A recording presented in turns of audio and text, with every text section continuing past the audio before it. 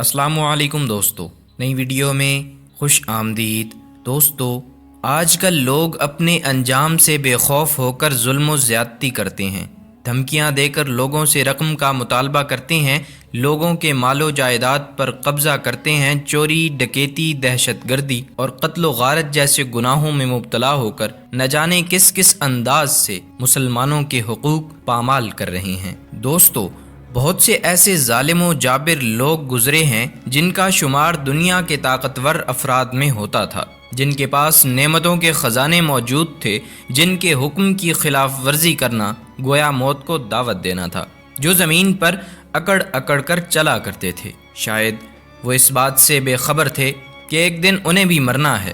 بالآخر موت نے انہیں اپنے شکنجے میں لے کر ان کا غرور و تکبر ہمیشہ کے لیے خاک میں ملا دیا۔ آج کی ویڈیو میں اسی موضوع سے جڑا ایک بادشاہ کا واقعہ آپ کو سنائیں گے۔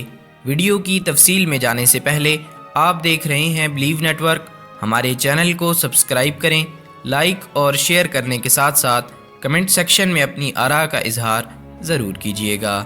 ایک بادشاہ نے اپنی رعایا پر ظلم و ستم کر کے بہت سا خزانہ جمع کیا تھا اور شہر سے باہر جنگل بیابان میں ایک خفیہ غار میں چھپا دیا تھا۔ اس خزانے کی دو چابیاں تھیں، ایک بادشاہ کے پاس، دوسری اس کے وزیر کے پاس۔ ان دونوں کے علاوہ کسی کو اس خفیہ خزانے کا پتہ نہیں تھا۔ ایک دن صبح کو بادشاہ اکیلا سیر کو نکلا اور اپنے خزانے کو دیکھنے کے لیے دروازہ کھول کر اس میں داخل ہو گیا۔ خزانے کے کمروں میں سونے چاندی کے ڈھیر لگے ہوئے تھے، ہیرے جواہرات الماریوں میں سجے ہوئے تھے، دنیا کے نوادرات کونے کونے میں بکھرے ہوئے تھے۔ وہ ان کو دیکھ کر بہت خوش ہوا۔ اسی دوران وزیر کا اس علاقے سے گزر ہوا۔ اس نے خزانے کا دروازہ کھلا دیکھا تو حیران رہ گیا۔ اسے خیال ہوا کہ کل رات جب وہ خزانہ دیکھنے آیا تھا، شاید اس وقت وہ دروازہ بند کرنا بھول گیا ہو۔ اس نے جلدی سے دروازہ بند کر دیا۔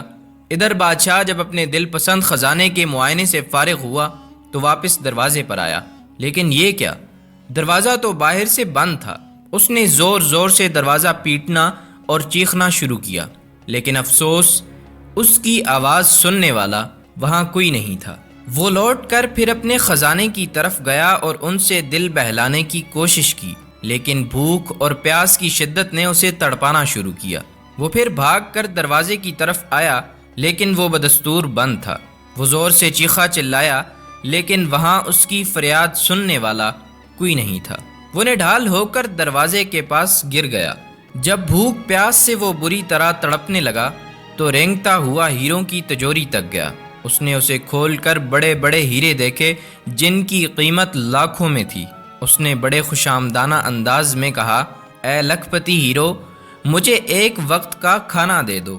اسے ایسا لگا جیسے وہ ہیرے زور زور سے قہقہے لگا رہے ہوں۔ اس نے ان ہیروں کو دیوار پر دے مارا۔ پھر وہ رینگتا ہوا موتیوں کے پاس گیا اور ان سے بھیک مانگنے لگا، اے آبدار موتیوں، مجھے ایک گلاس پانی دے دو۔ لیکن موتیوں نے ایک بھرپور قہقہا لگایا اور کہا، اے دولت کے پجاری، کاش تو نے دولت کی حقیقت سمجھ لی ہوتی۔ تیری ساری عمر کی کمائی ہوئی دولت تجھے ایک وقت کا کھانا اور پانی نہیں دے سکتی۔ بادشاہ چکرا کر گر گیا۔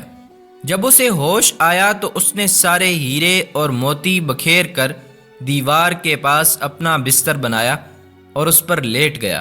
وہ دنیا کو ایک پیغام دینا چاہتا تھا، لیکن اس کے پاس کاغذ اور قلم نہیں تھا۔ اس نے پتھر سے اپنی انگلی کچلی اور بہتے ہوئے خون سے دیوار پر کچھ لکھ دیا۔ حکومتی عہدیدار بادشاہ کو تلاش کرتے رہے، لیکن بادشاہ نہ ملا۔ جب کئی دن کی تلاش کے بعد وزیر خزانے کا معائنہ کرنے آیا تو دیکھا بادشاہ ہیرے جواہرات کے بستر پر مرا پڑا ہے اور سامنے کی دیوار پر خون سے لکھا ہے، یہ ساری دولت ایک گلاس پانی کے برابر بھی نہیں ہے۔ دوستو، یاد رکھیے، ظلم کا انجام بہت ہی بھیانک اور خطرناک ہے۔ ہم دنیا میں چاہے کسی پر کتنا ہی ظلم کر لیں اور بے خوف ہو کر گھومتے پھریں، مگر یہ بھی یاد رکھیے، مرنے کے بعد ہر ظلم کا حساب دینا ہوگا۔ اللہ تعالی ہم سب کو ایک دوسرے کی مدد کرنے اور آپس میں اتفاق و اتحاد کے ساتھ رہنے کی توفیق عطا فرمائے، آمین۔